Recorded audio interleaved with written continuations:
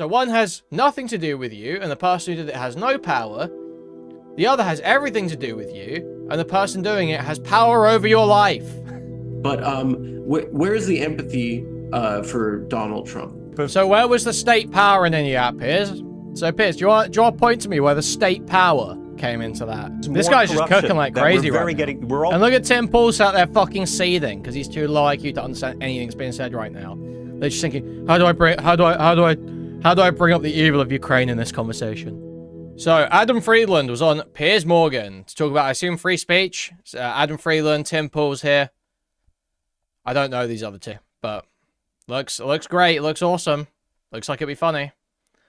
So let's just take a look. It's about Jimmy Kimmel, free speech. Gonna be epic, gonna be great.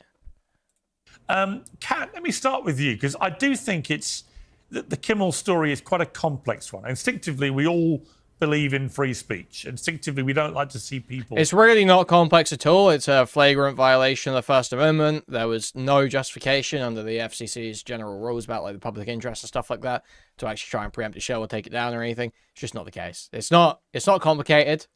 So it's actually very obvious. It's actually very, very clear and very obvious. It has been the whole time.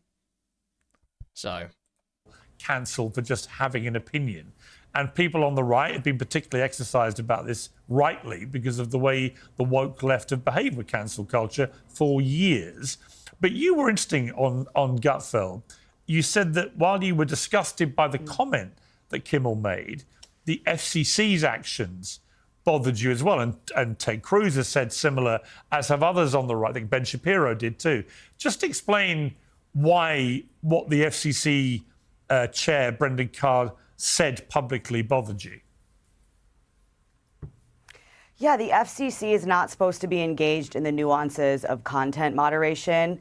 The public interest statute's not been interpreted this way before. For me, it's pretty simple. He's talking about, oh, we could do this the easy way or the hard way. And then a few hours later, Jimmy Kimmel's no more. And this is especially concerning given the fact that Nexstar is looking for the FCC to approve a merger that would make them a lot of money.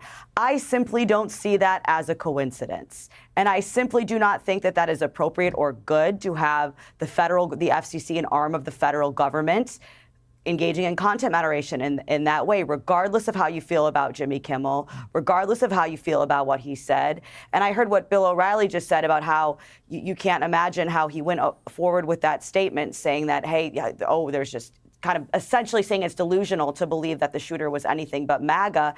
And I honestly think that that's because maybe he kept himself in such a bubble that he didn't even have anyone who would moderate him and saying, hey, we don't know yet, or something along those lines. But to me, that's all irrelevant. To me, he didn't say it was delusional to think the shit was anyone other than MAGA. That was not what he said. He said MAGA were desperately trying to point fingers at anyone other than them.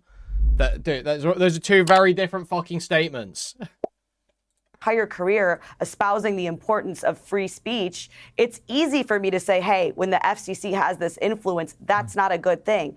And it's been disheartening to see people on the right who have behaved as though they don't even know what I'm talking about, right? Yeah. Employees have consequences for their employers. What do you mean? And they don't even bring up the FCC angle. I think there's people out there that don't even know about the FCC angle because so many people talk about it as if, so just let me know, if you think that this whole FCC thing is just a coincidence out of all the things that Jimmy Kimmel's ever said about conservatives, which there are many, after the FCC says this, that's when this happens, especially with this merger on the line. If you think that's just a coincidence, then let me know.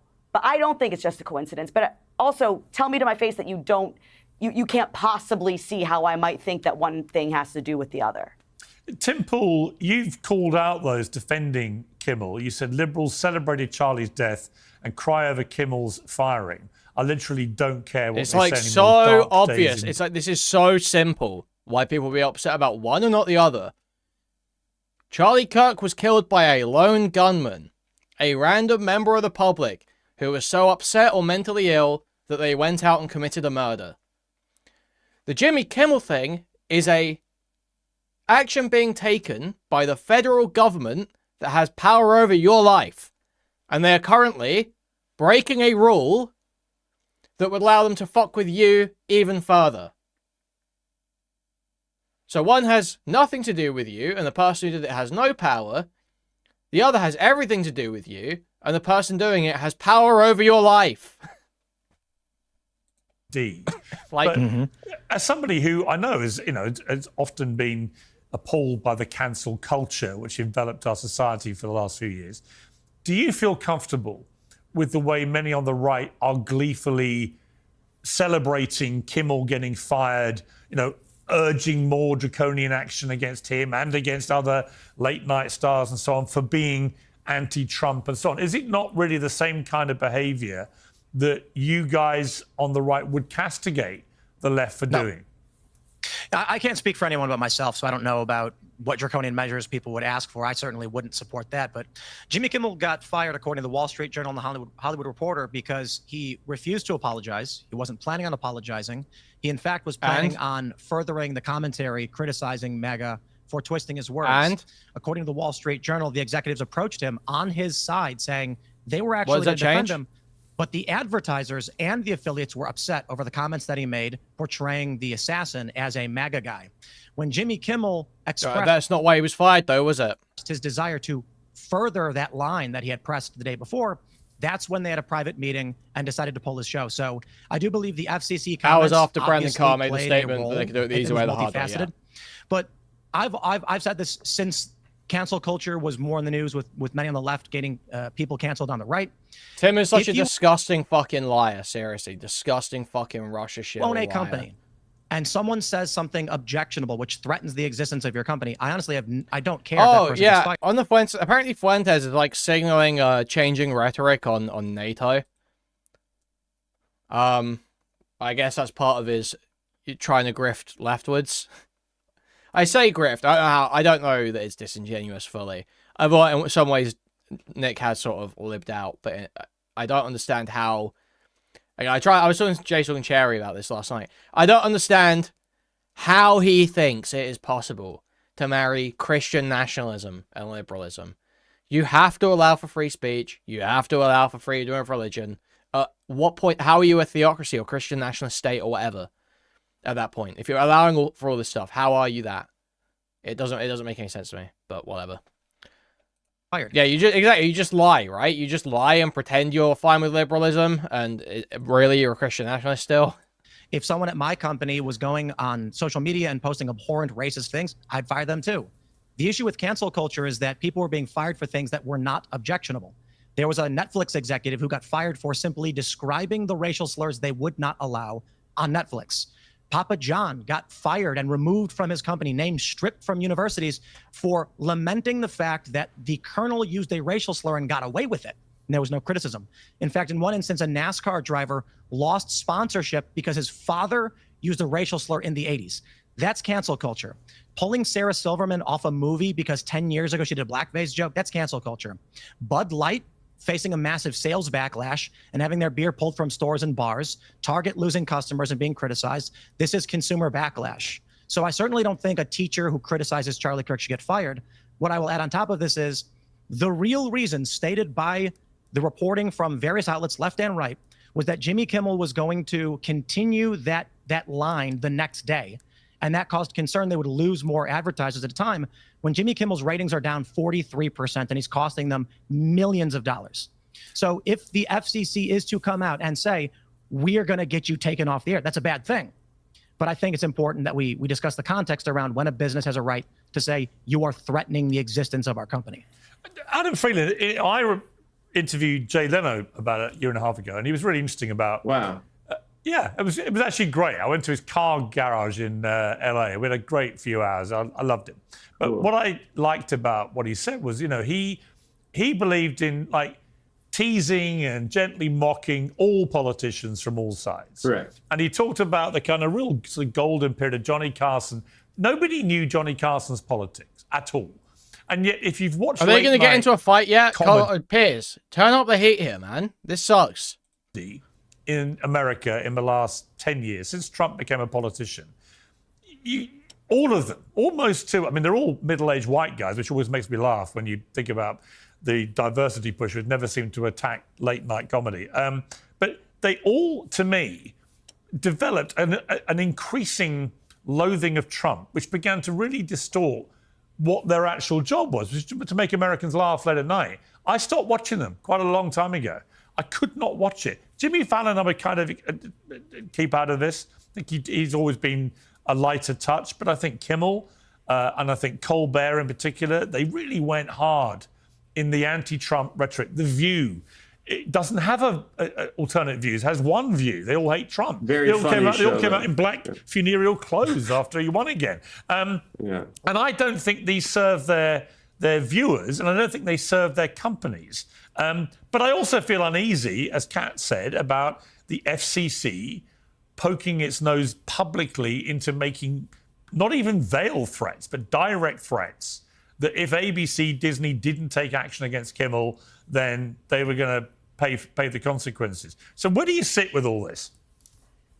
Listen, I'm new to your audience, so just to introduce myself, I am a tell it like it is comedian, and no one's safe from my jokes, be it bratty kids, celebrities, politicians, people that just walk by, they're all fair game.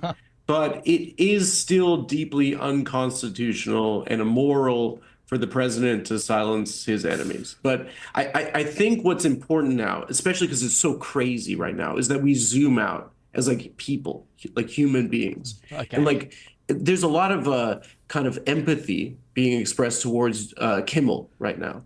But where's the empathy for Donald Trump?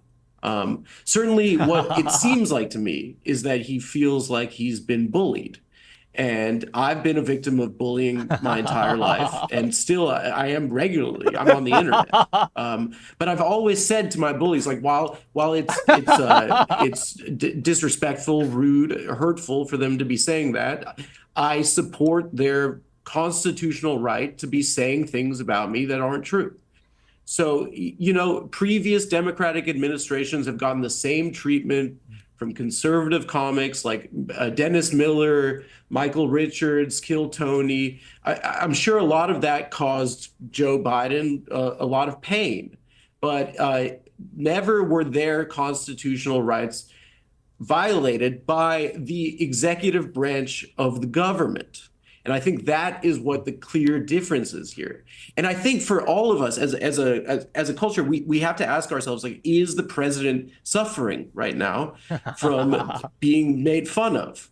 And the truth is this, like 30% of Americans suffer from depression, and there's a stigma. And if that is indeed true, like he should feel equipped to get help. And it is a all right, I detect a slight sarcasm to your I'm not. No. Well, no, listen, here's the point I've made. I don't think Trump feels bullied or hurt or any of those things. I think what he feels. So why? Here's what I think he feels. So he actually spelled it out in the last few days. There's no doubt, as he said, that about 99% of all the coverage of Trump on all these late night shows and The View and all these other mainstream media shows has been Trump bashing. It's never been that percentage historically with anybody else. It was never like that with Obama. It wasn't like it with Reagan. It wasn't like it with Clinton. It's never been so skewed. I think Donald Trump brings a lot of it on himself, but I also think there's no doubt, no one can argue to me sensibly, that Trump has not had a more relentlessly vicious, negative treatment. Because he's worse. Yes, so scale it with his actions. What does Trump do? From shows that used to be much more bipartisan in their mockery than Trump. So I think that all these things can be true, right? But he also comes from television, right? And so it's something that he pays close attention to. Yeah. Ratings, he talks about, they're being very unfair to me, unfair treatment. This is something that he is like locked in on constantly. So, I mean, to some extent, if these are low-rated shows that are taking jabs at him, vicious jabs sometimes, that doesn't really pose much of a threat to his power if not a lot of people are watching them. But for him, it's something that he's like zoned in on, perhaps. Okay, well, and that's what happened with Jim. Yeah, I mean, I think it's complicated with Jimmy Kimmel. John Thugelsang, let me bring you in here. You said the Kimmel suspension shows how brittle, unmanly, and frightened the Trump White House is. I would add that they're angry about the way they've been treated for years by the mainstream media, rightly or wrongly, and they're vengeful, and they're thoroughly enjoying Jimmy Kimmel, one of their most ardent protagonists, getting his antagonist, which is a kind of human reaction. Retard. Piers, aren't you fucking privately educated, you dense fuck? You would not, find surprising in someone like Trump. Again, those things can all be true. Yeah, I mean, from your point of view, I remember, for example, here's an example of cancel culture at its worst, where I don't remember anyone on the Liberal side coming to her aid. I got bounced out of my job hosting Good Morning Britain for disbelieving Meghan Markle in her Oprah Winfrey interview. And it made a lot of headlines. I said, I don't believe it. And nobody raced to my defence, by the way, on the Liberal left, even though I've always identified as a Liberal kind of guy myself. But then a worse thing happened. I was fine about it. Wow, I can't harass Meghan Markle all day, every day. Wow, I can't harass Meghan Markle all day, every day while I hold a big media job. Wow, I can't spend literally all day, every day crying about fucking Meghan Markle. Oh my God, woe is me, woe is me. They don't want to associate with me when I write 300 fucking articles about how this black bitch sucks. Wow. The terrible life Piers leads. I'm tired of getting out of bed that early anyway. Sharon Osbourne was on The Talk on CBS. And she got jumped by Sheryl Underwood, who was one of her co-panelists, who was an African-American woman, who accused her of supporting a racist. And Sharon said, well, what's he said that's racist? And Sheryl Underwood couldn't actually explain. She sort of went on a long tangent about how it's kind of, if you say things a certain way, blah, blah, blah, blah, blah. Well, obviously, I'd said nothing referring racist. To whom, Piers? I'm sorry, referring to whom? Well, Sheryl Underwood was saying that I had been racist. She was inferring I'd said racist things about Meghan Markle, which I hadn't at all. And everyone knew I hadn't. Okay. But because Sharon... I'm sorry. Because Sharon said, well, it's fine, but I was annoyed for Sharon. Here's what happened. Nobody supported Sharon. She got suspended. She then got bullied into making a tearful apology, sort of begging for mercy, really, over nothing. She'd done nothing wrong other than show me support as a friend. We used to work together on America's Got Talent. And then she got fired anyway. But what I remember most of all about it, nobody on the Liberal left gave a damn that Sharon Osbourne's career got ruined in that way on American television, simply for saying that I hadn't said racist things when I hadn't. So there's a lot of double standards about all this. It's like, depending who you are. Tucker Carlson, I showed earlier with Bill O'Reilly a clip of... So where was the state power in any of that, Piers? So, Piers, do you want to point to me where the state power came into that story? Piers, do you want to just explain to me where the state power, state coercion was in that little story you were telling? Jimmy Kimmel gleefully celebrating Tucker Carlson being fired, gleefully celebrating Roseanne Barr being fired from ABC, and so on. So it's interesting to me to see who people race to defend when it comes to free speech. There's a lot of hypocrisy. What do you think? If I may, Roseanne was fired by a private corporation for making racist comments that would hurt that corporation's bottom line, and Tucker Carlson was fired for repeated lies that cost his private corporation $750 million. They were not fired because of abuse of power, which is the case here. But is it the case? Okay, but John, is it the case here? Or could it be that Kimmel did exactly what you've just articulated? He was hitting his company on the bottom line, local TV station owners. You can't disentangle it. That's why you can't let them make threats. You can't disentangle it now. The threat was made. You cannot disentangle the decision from the threat.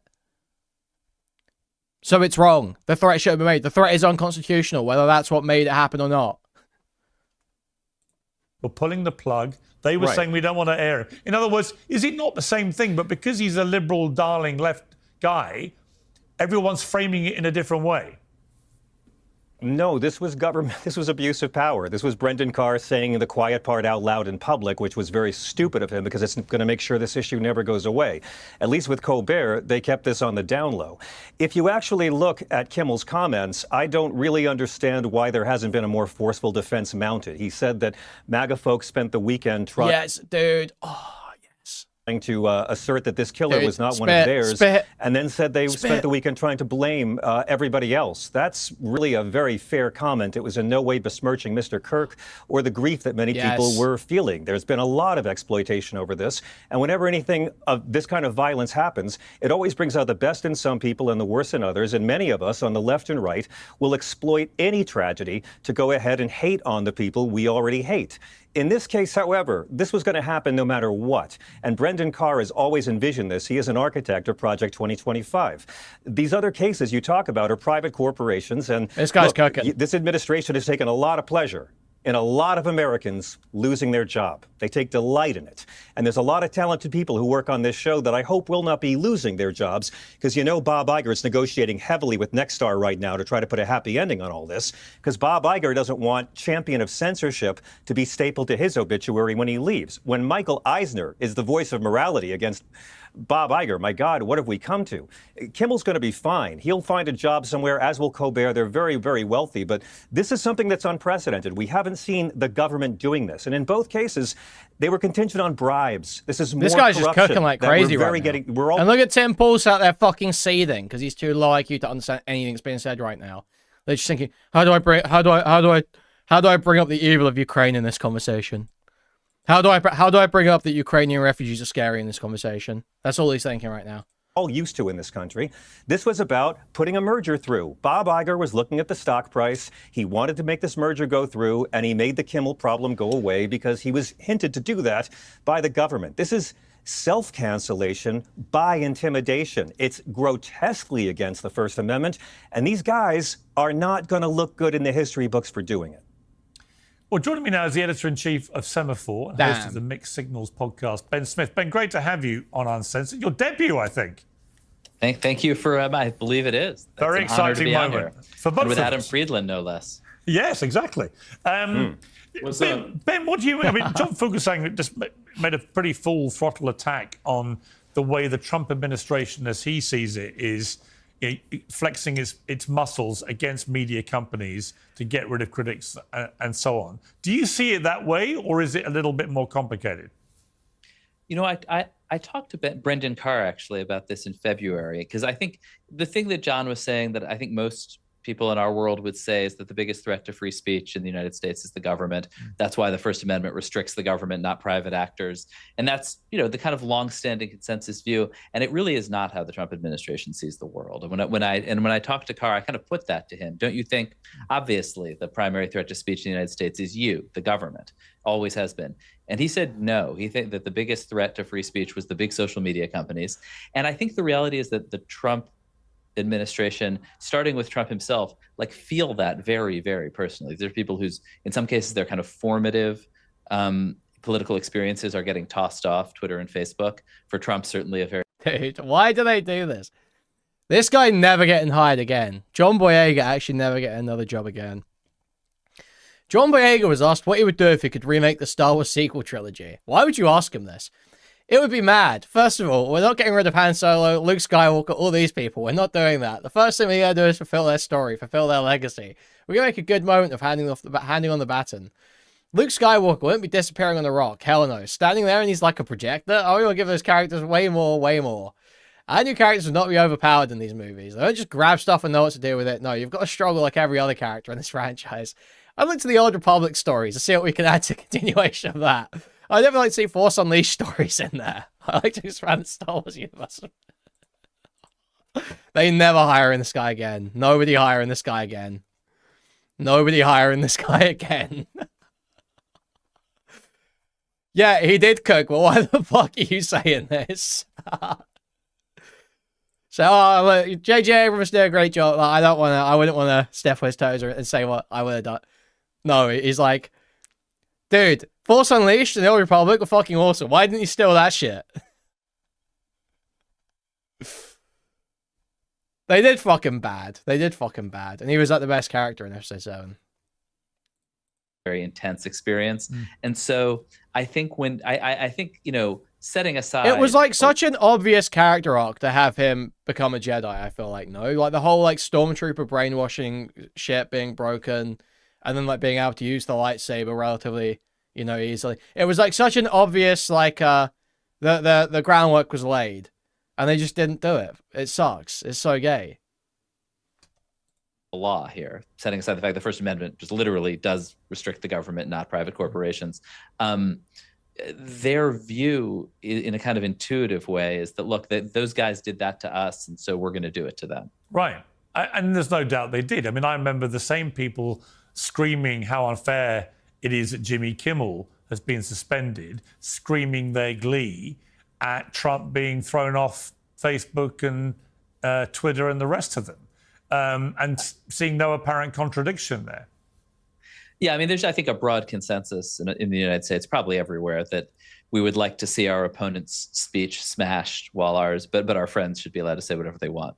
Yeah, I mean, and it turns out the constituency for actually letting your enemies say things you hate and defending that is pretty small, although admirable. Is there another thing going on here with the downfall of Stephen Colbert and now Jimmy Kimmel, that actually the reality, when you look at the numbers they were getting watching their show, have been dwindling now for many, many years. The costs are very high. You're seeing many people now decamping from mainstream media. I'm one of them, right? Going into the world of YouTube, which is one of the fastest growing platforms in the world, in fact, the fastest growing for watching stuff.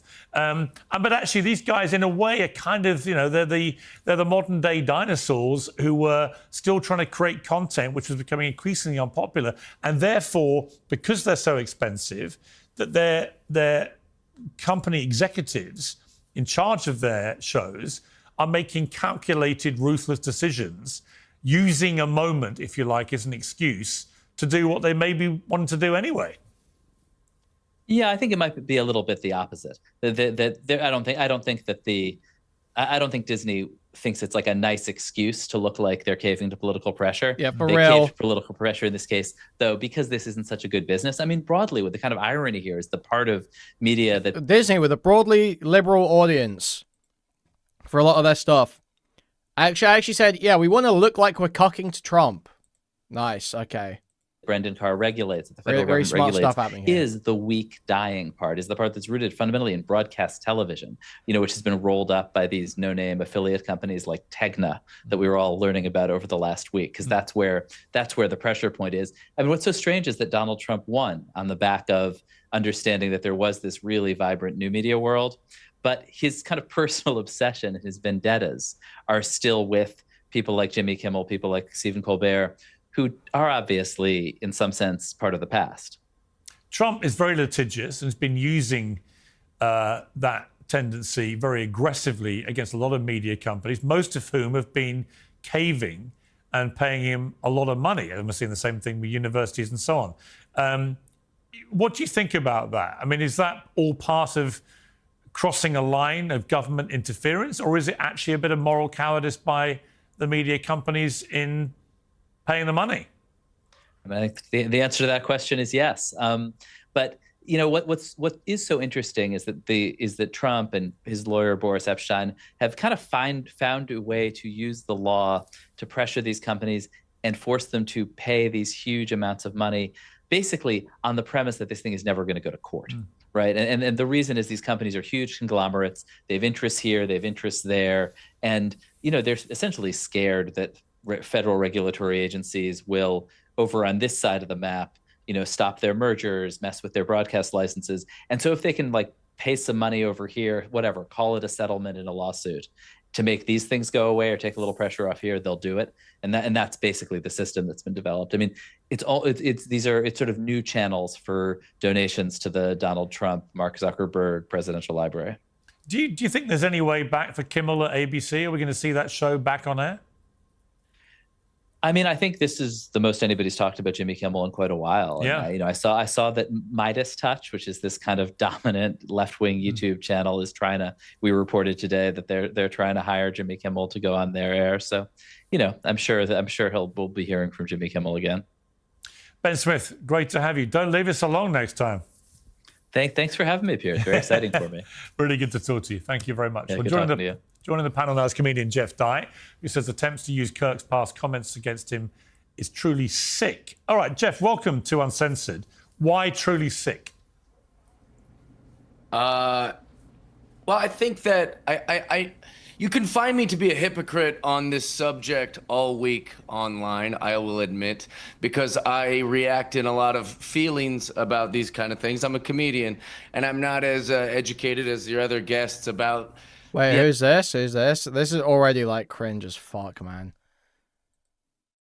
I thought the right-wing guy's supposed to be, like, epic and stoic. Why is he saying he reacts like an emotional bitch? FCC or conglomerates or any of these I'm things. a comedian. Okay, well, Yeah, I just me meant too. I didn't know as many things as these other things. And my feeling was it would have been insane if anyone made a crack or a monologue riff about George Floyd while people were initially kind of hurting about it. It would have been a kind of a strange thing. That week was a week of everyone going, hey, something pretty serious happened. But conservatives were all cracking jokes about it. Day one, minute one. Need to like be kind of, you know, maybe pause a little bit on the commentary or pause a little bit on the jokes. It would have been absolutely insane. And I know that the goal of these companies is to keep everyone happy, but you especially have to keep the people happy that give you money. And the people that give you money are probably going to have political opinions and different things. The I can't breathe shit was instant. It was instant. Like, and so I think that that's kind of what happened here. The people that I can't breathe, and he mugged a pregnant woman, and giving money to Jimmy Kimmel thought that it was a little insensitive, and they wanted him to apologize, and he refused to, and they said, hey, we're gonna have to do the thing that a lot of companies do and cut you loose. fentanyl. Now, Yeah, to speak exactly. to the FCC and all those other things that I'm not as educated about, maybe that makes me a hypocrite. Well, yeah, the counterfeit bill. True. Even recently, wasn't Ben Shapiro campaigning for the release of Derek Chauvin? I mean, Captain, it may well be that ultimately the FCC quotes from Brendan Carr utterly inappropriate, very threatening, quite mafioso, as Ted Cruz said. But it may be that that wasn't in the end the determining factor. We don't really know. It may be that ABC and Disney just concluded the commercial heat from the fallout of what he said. And I actually think that's a really good point by Jeff Dye.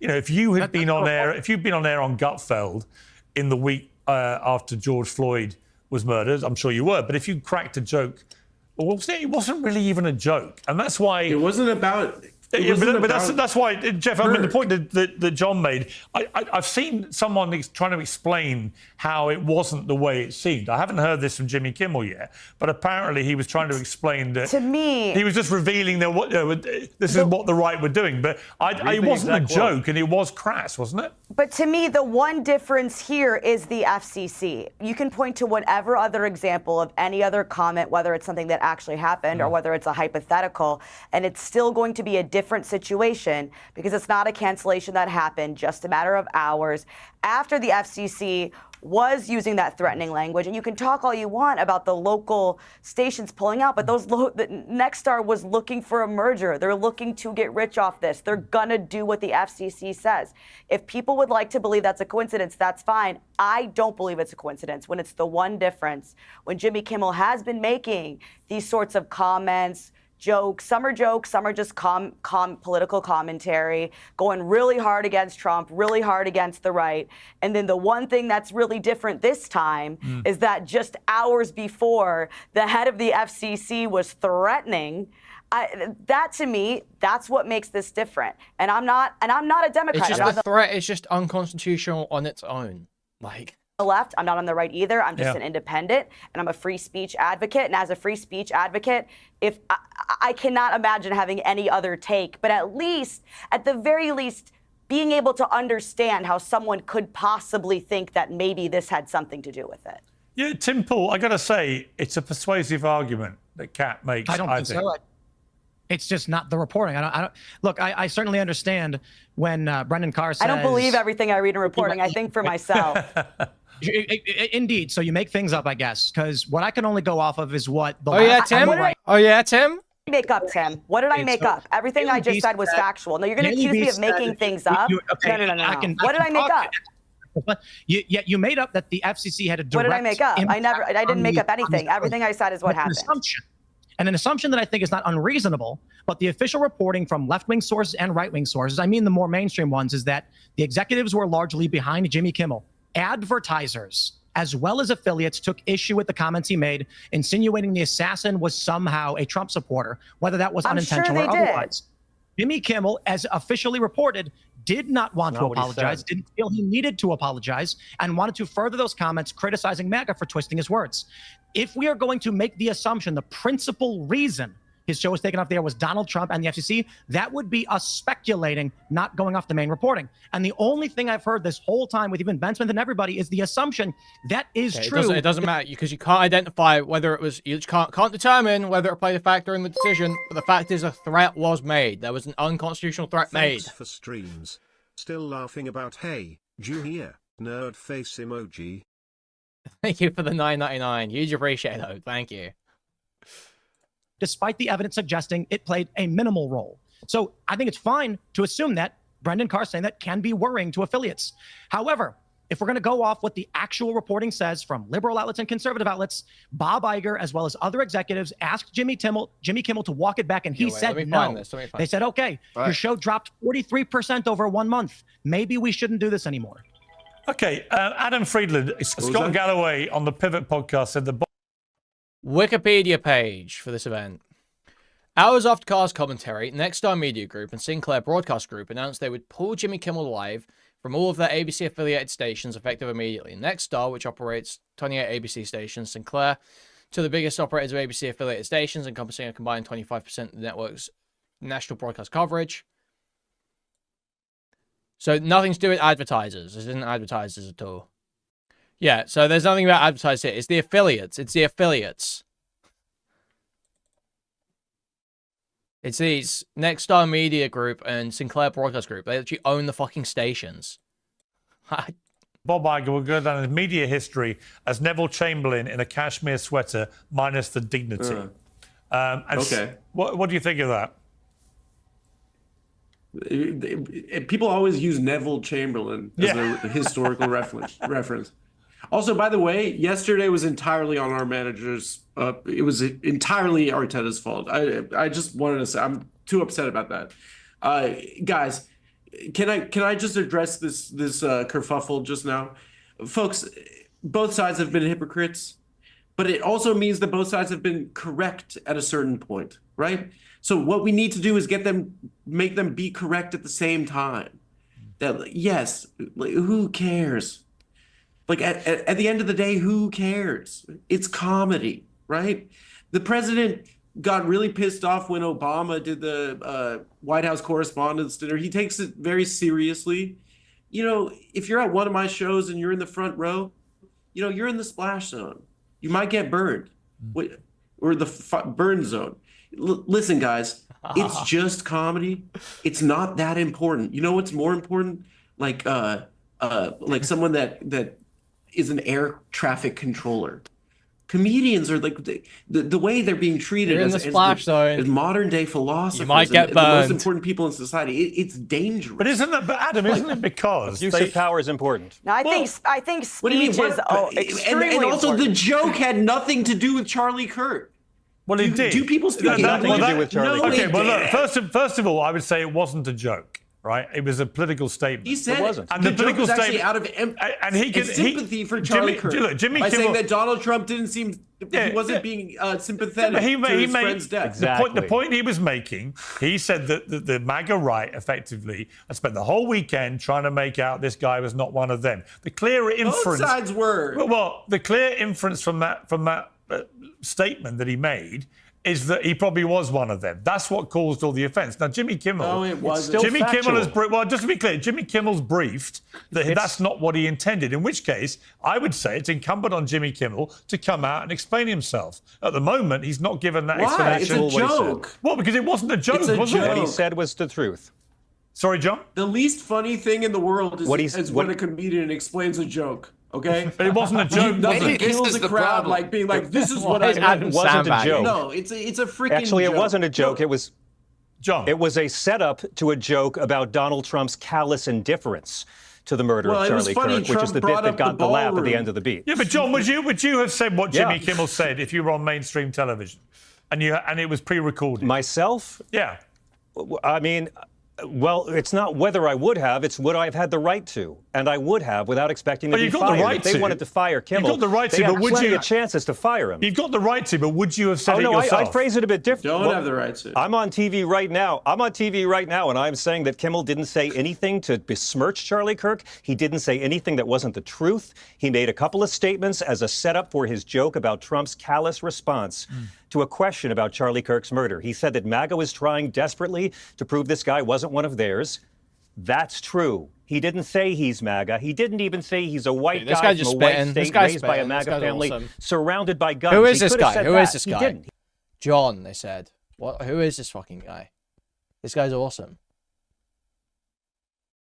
John Fugelsang, actor and comedian. Obviously not a very good one, because I've never heard of him. Yeah, and a bunch of total like B movies and shit. Okay.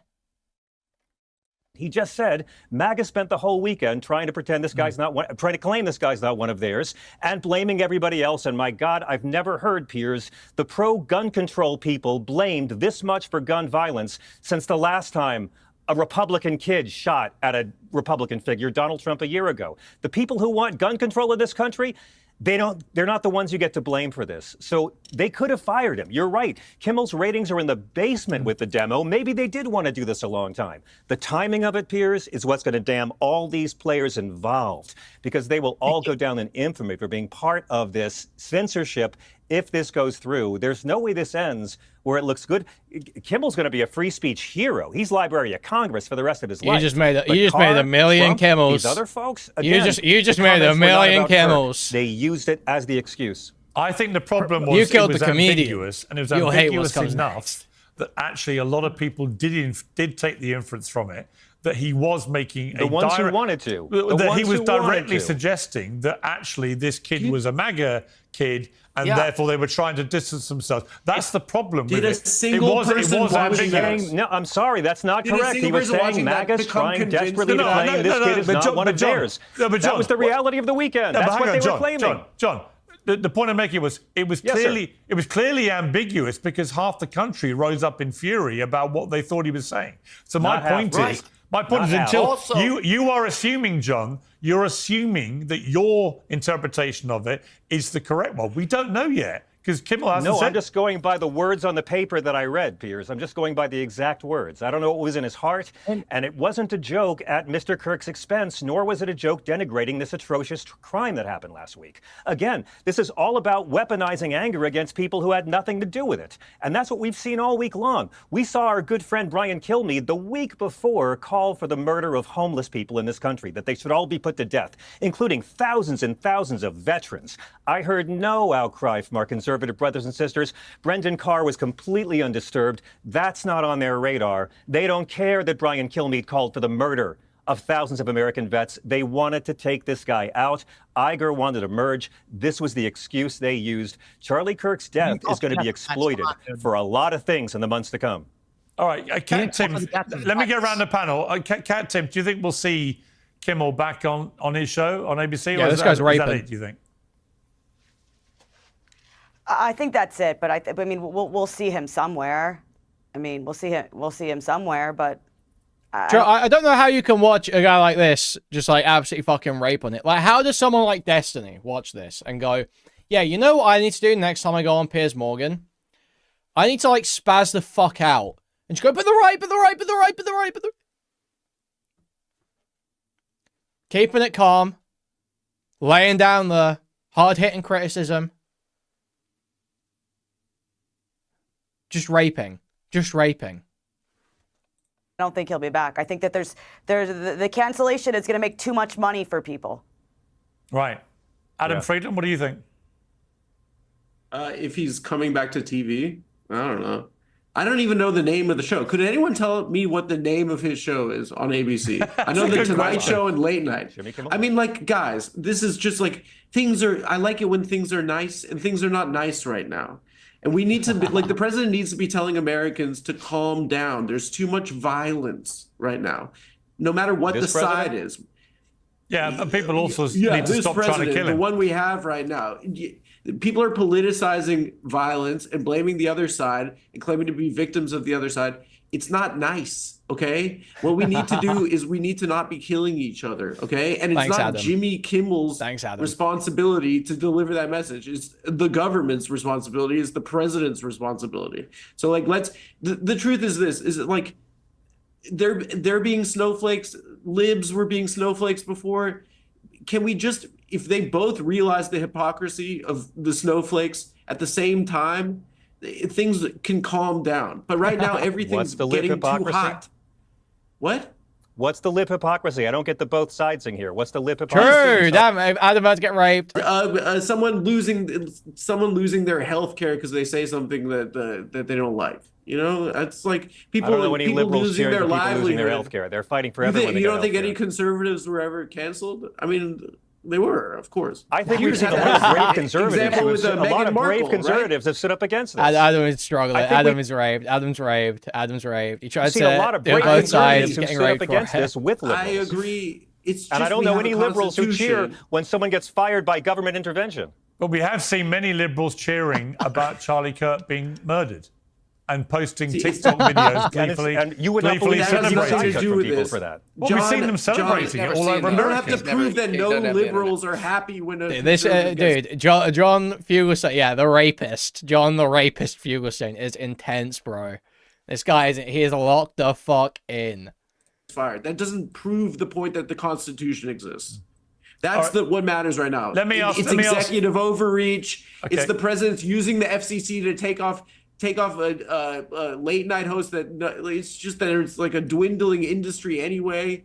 It's like this entire thing is like what matters is that people are killing each other right now, okay? And it's not nice for people to be killing each other. I agree with that. Tim Pool, you don't have to prove that no Democrats ever celebrated a cancellation on the right. I agree with you.